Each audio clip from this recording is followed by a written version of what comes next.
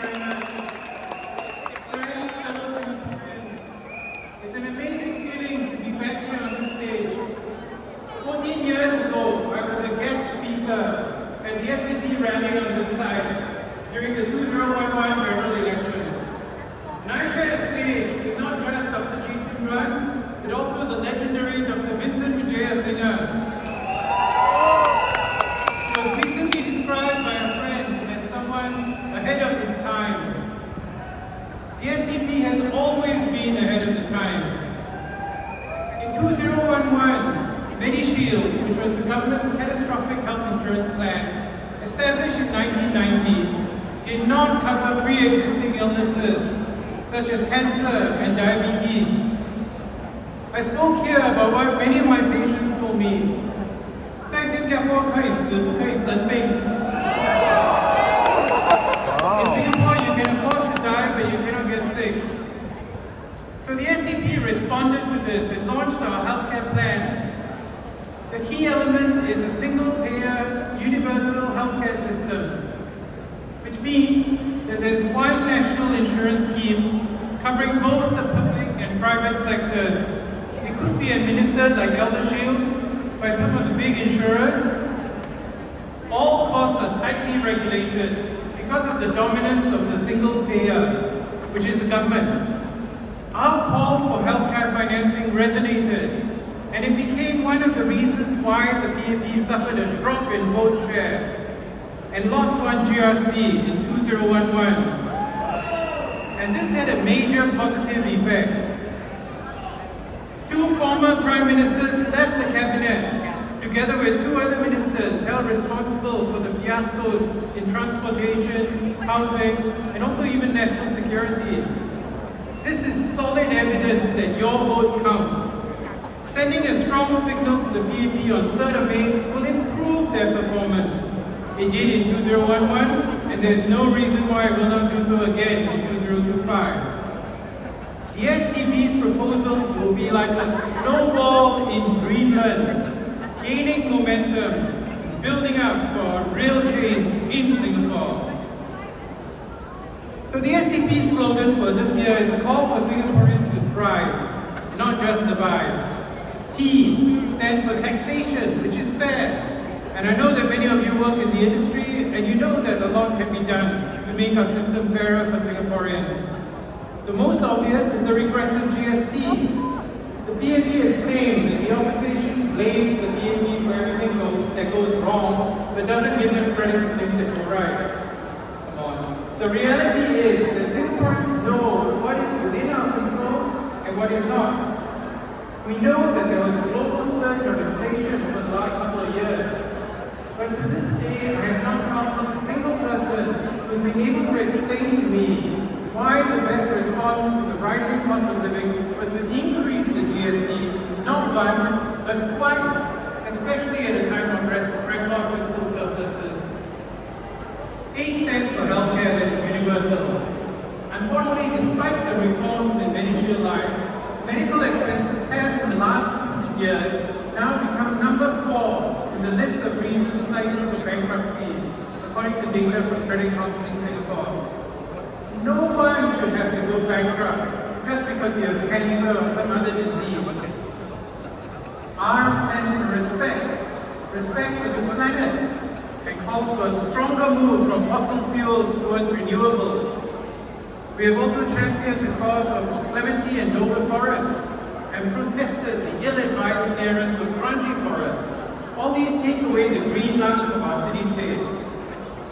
I, THRI, I stands for rational approach to immigration. We are not against immigration and have in fact proposed a talent track scheme which encourages individuals with the skills that we need or deep family connections to commit to Singapore. This would be preferred rather than simply trying to meet racial quotas, which is actually quite divisive. B stands for Birds That Works.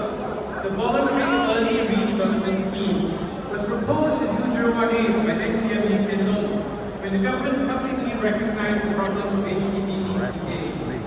Recently, PM Arnold was frank enough to admit that our HDB flat will have zero value after 99 years.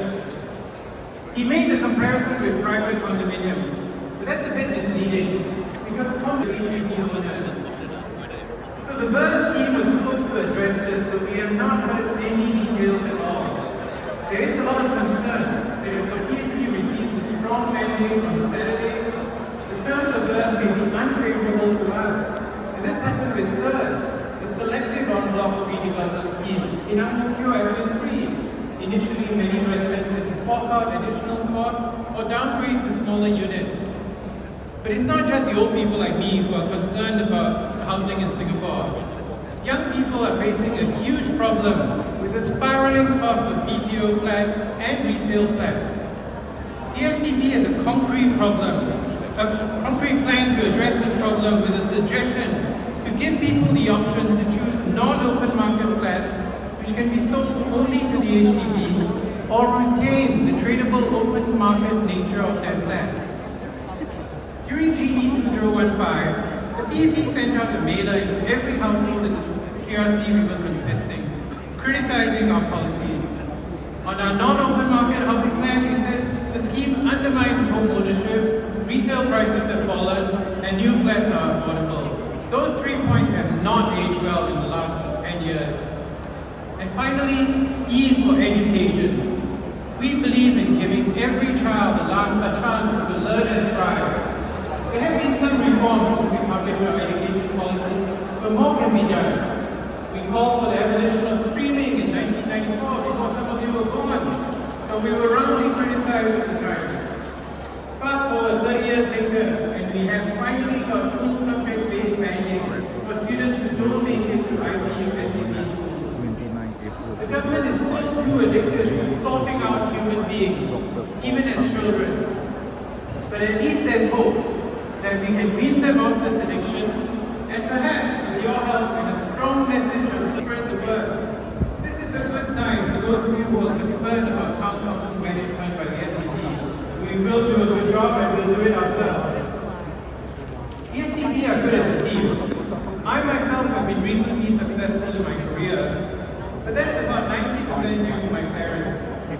Although we were comfortable growing up, not terribly wealthy, the most important thing they did for my sister and I was to instill good values in us. My mother, as many of you know, was a tireless advocate for the disabled in Singapore. My sister continues to look for ways for sustainable economic justice. My father was a well-known diabetes specialist. Soon after my ORD, I went back to hospital and I was posted to the diabetes ward. Unfortunately, every time I did something right, my boss would say, "Well done, John."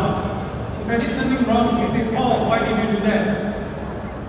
I realized then that there was no future for me in diabetes in Singapore, and I became an infectious disease doctor. My father actually was the one who encouraged me to take no-pay leave and go to the US to do my postgraduate training. He always believed there was no point being a big fish in a small pond.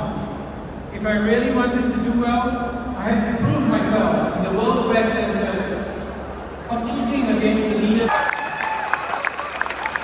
Finally, I would like to share a disturbing story I read in the Straits Times yesterday. A 21-year-old law student from Singapore Management University was reported to be excited about a maiden political rally experience, but got concerned after her father, who works in a government-linked corporation, cautioned her against revealing her name in the newspaper.